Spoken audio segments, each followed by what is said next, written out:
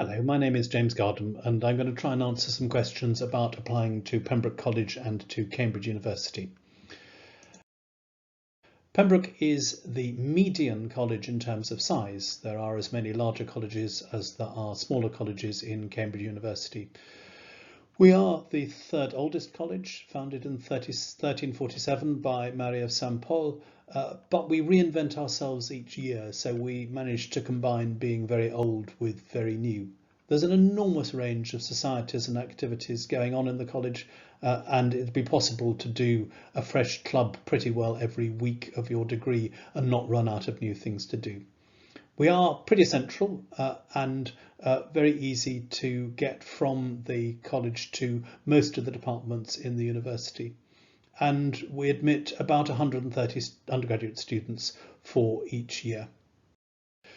First of all, there are the colleges, which provide you with accommodation, with food, with pastoral support, and which in most cases also organises your supervisions. That's where you're likely to spend most of your time as an arts student and quite a lot of your time as a science student. Secondly, there are the departments. The departments provide lecturing, they provide a slightly more specialised library than the college, and they will draft and mark the examinations. And finally, there is the university as a whole, which is composed of the colleges and the departments. The university moderates the exams and issues the degrees and tries to hold the whole thing together. One of the really great things about Cambridge University is that you're very often taught by people who are right at the forefront of their field. We are a research-led university and very many of our researchers are engaged in undergraduate teaching as well. The teaching comes in various forms. There will be lectures, which can be a small group or a very large group depending on your subject. There will be lab time for science subjects. And for all subjects there will be supervisions. For an outside subject you will have written an essay and with one or perhaps two other people you will sit with the supervisor and work through what you have written. Having told you a little bit about why you might choose to apply to Pembroke, we're now going to talk a little bit about what we at Pembroke might be looking for in you as a student. The people who are involved in the admissions process are also involved in teaching undergraduates across the college. So we're looking for people who will be really exciting to teach. We're looking for academic ability and for enthusiasm. It's really good to know when you come to the college that this is something you absolutely and definitely want to do.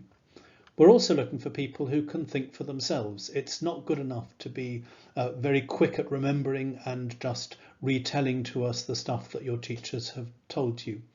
It's also a very independent approach to work, and therefore we need your commitment to study. We're not going to be sitting over you all the time to make sure that the work is done.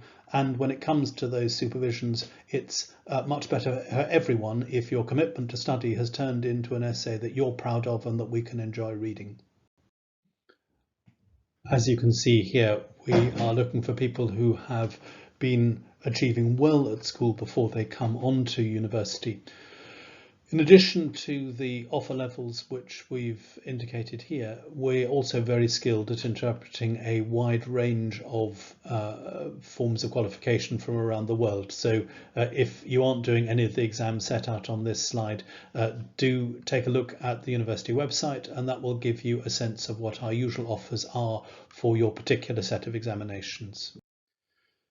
Choosing a course alongside choosing college is a fairly important decision. You're going to be spending at least 3 years doing this thing in this place, and it's quite important that you are doing something you want to do somewhere where you want to do it. So take a look at the course specification, work out how the teaching goes, think about what you're good at and what you want to do in the future. Above all, it's important to do something that you personally are enthusiastic about. If you're going to spend this amount of time so close and thinking so intensely about this material, it's real slog if it's stuff you don't really want to engage with, and it's a real joy if it's stuff you really do. Choosing a college to apply to is quite difficult, and especially difficult in 2020 when it's been harder for people to travel and visit. What should you look for? Well, it's partly a matter of the size of the community that you're comfortable with, and certainly worth looking at the location of the college in relation to the department where you'll be working. Not all colleges teach all subjects, so it's quite important to check that the subject that you wish to study is taught in the college that you are applying to. However, it's worth remembering that a proportion of those who apply to any college will actually end up going to a different college through the pool system. And of course, that colleges are great loyalty generating institutions, and whichever college you go to, the chances are you will feel sure it was the best one for you to go to in the end.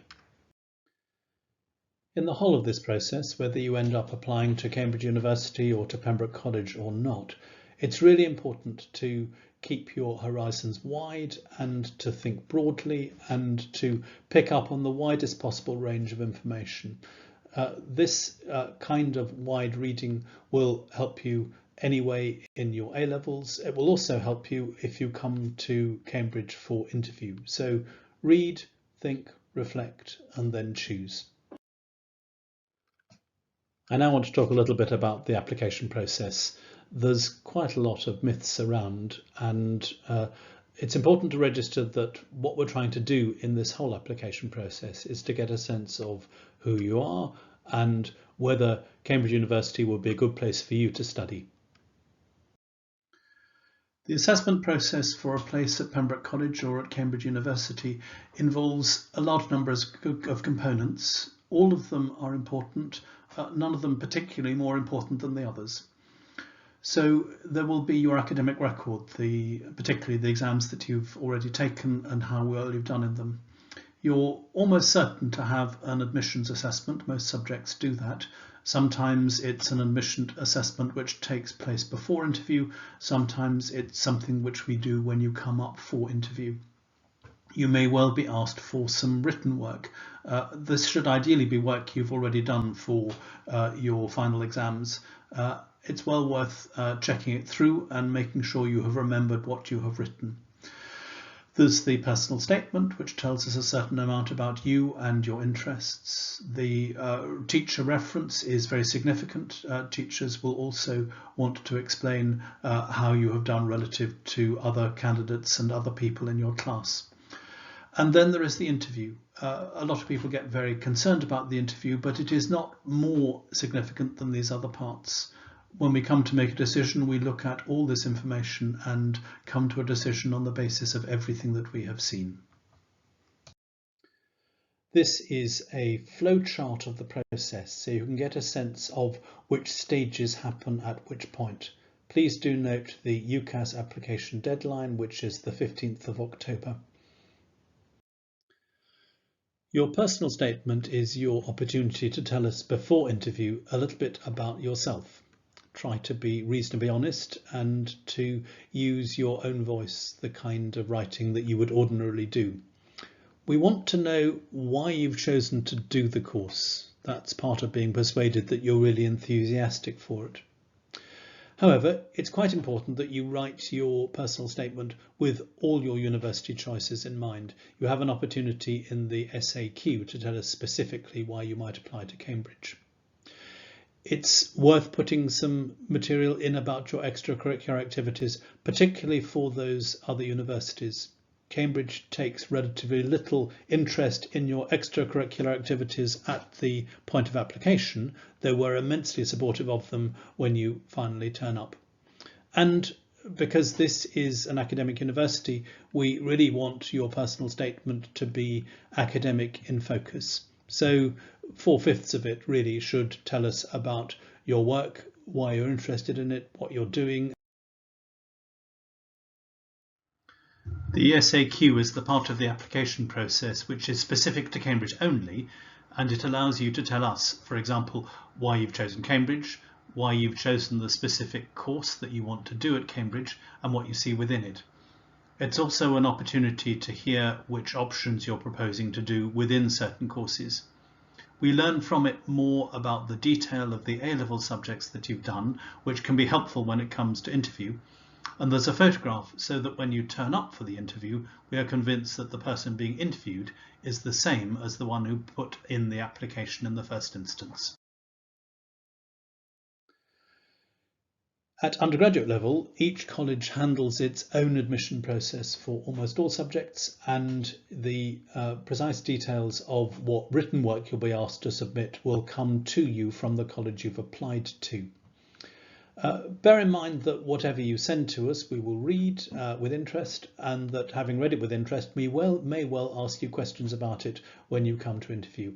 It's generally speaking something you will have done as part of your sixth form or your A-level work, and we on the whole discourage people from writing stuff especially for this purpose. It's good to think about what the markers have said about it. It's also very valuable to keep a copy and to read it just before the interview. By that time it may be work you did really quite a long time ago, and if you're going to be asked questions on it, it's nice to remember what it was you actually said. One important part of the whole admissions process is the additional assessment which we put on, and these come in two basic forms. Some happen before you come to interview, and some happen when you come at interview. You need to register if your course is one of those that does pre-interview assessment. The deadline for this is the same as for your UCAS form, the 15th of October.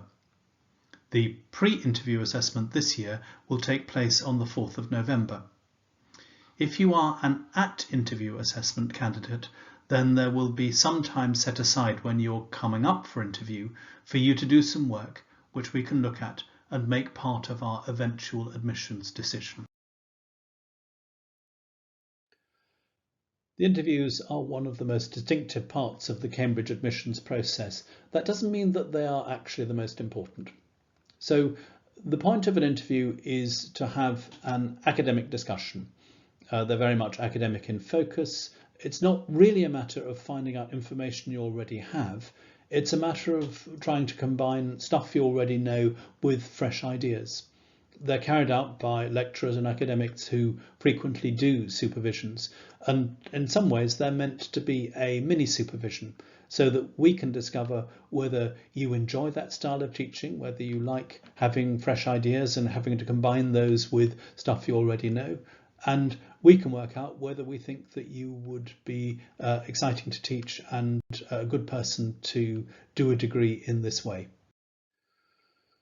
The interviews are not very long, they're 20 to 30 minutes, though sometimes people who have been in them feel they've lasted much longer, and we try and combine them into one day if we possibly can. You will be the only person being interviewed at any given interview session. There may be 2 or 3 people there asking you questions.